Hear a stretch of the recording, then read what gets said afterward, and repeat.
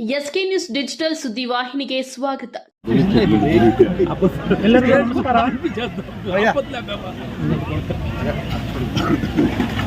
ನಮ್ಮ ಕರ್ನಾಟಕದ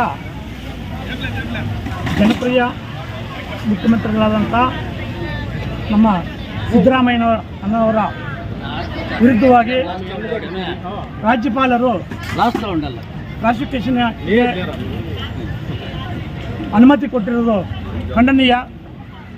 ಅದರ ವಿರುದ್ಧವಾಗಿ ನಮ್ಮ ಕೋಲಾರ ಜಿಲ್ಲೆಯ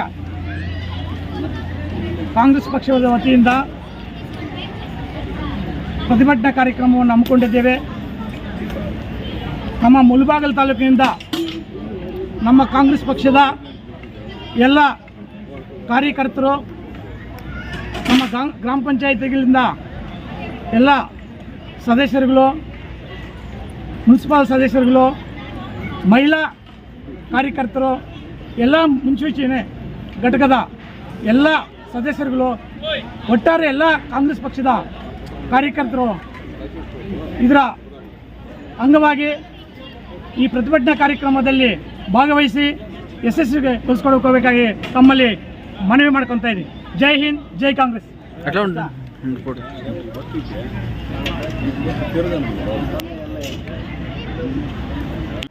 ನಮಸ್ಕಾರ.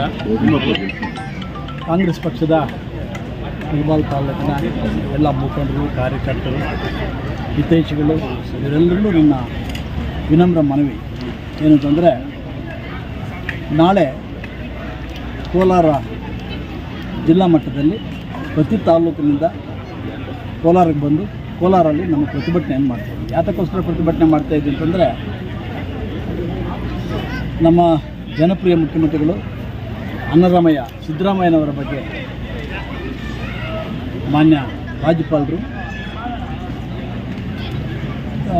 ಕಾನೂನು ಬಾಹಿರವಾಗಿ ಮಾಡಿರ್ತಕ್ಕಂಥ ಒಂದು ಪ್ರಾಸಿಕ್ಯೂಷನ್ಗೆ ನೀಡಿದ್ದಾರೆ.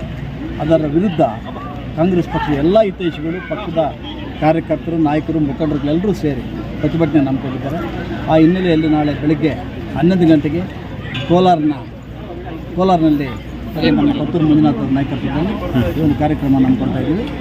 ಅದಕ್ಕೆ ಮುಳಬಾಗಿಲು ತಾಲೂಕಿನ ಎಲ್ಲ ಸಮಸ್ತ ಬಂಧು ಭಗಿನಿಯರನ್ನು ಪ್ರಾರ್ಥನೆ ಮಾಡೋದು ಏನಂತಂದರೆ, ಈಗ ಕರ್ನಾಟಕ ರಾಜ್ಯದಲ್ಲಿ ಪ್ರಜಾಪ್ರಭುತ್ವ ವ್ಯವಸ್ಥೆಯಲ್ಲಿ ಜನರಿಂದ ಆಯ್ಕೆಯಾದಂಥ 136 ಅಭೂತಪೂರ್ವವಾದಂಥ ವಿಜಯವನ್ನು ಕೊಟ್ಟಿರ್ತಕ್ಕಂಥ ಜನತೆಗೆ ವಿಶ್ವಾಸದ್ರೋಹ ಮಾಡುವಂಥ ಒಂದು ಕೆಲಸನ ಇವತ್ತು ಗವರ್ನರ್ ಅವರು ಮಾಡಿದ್ದಾರೆ.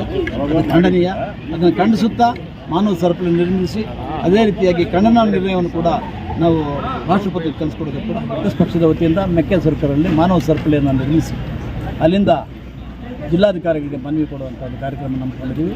ಅದಕ್ಕೆ ದಯಮಾಡಿ ಈಗ ಪ್ರತಿಯೊಬ್ಬರಿಗೂ ವೈಯಕ್ತಿಕವಾದಂಥ ಆಹ್ವಾನ ಎಂದು ಪರಿಗಣಿಸಿ ಎಲ್ಲರೂ ಕೂಡ ಈ ಕಾರ್ಯಕ್ರಮದಲ್ಲಿ ಭಾಗವಹಿಸಬೇಕಂತಂದು ಕಳಕಳಿ ಮಾಡಿ. Thank you.